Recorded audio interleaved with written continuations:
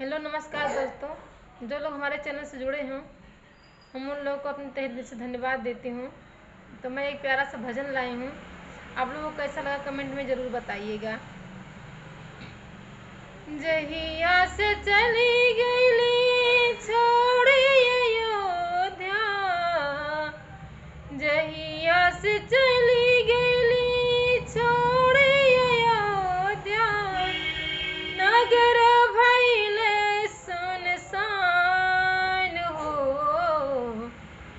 जाए विधनाई का भइले, बन चल गए सिया राम हो, ये विधना बन चल गए सिया राम हो।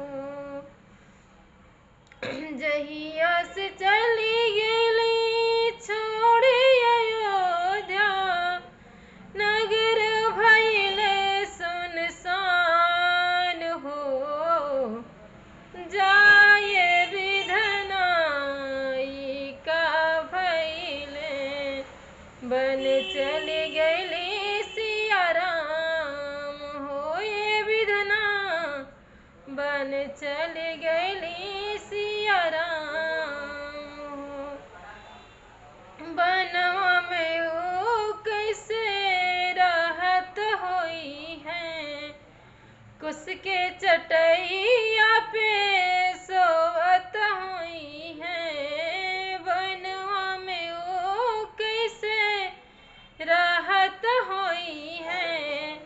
कुस के चटैया पे सोवत हुई है,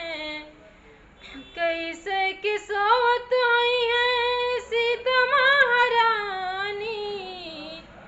कैसे की सोवत हुई है सीता महारानी,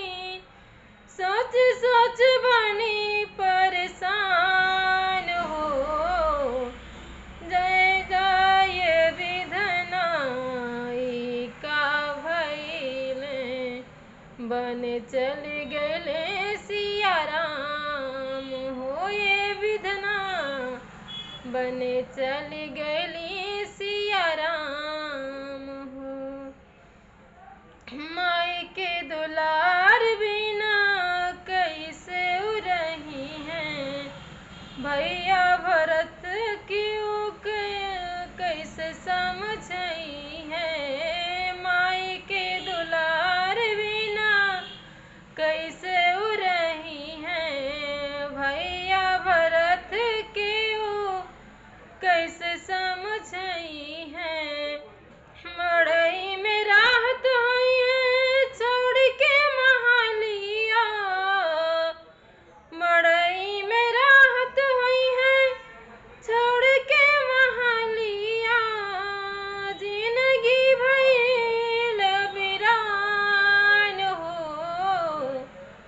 जाए विधनाई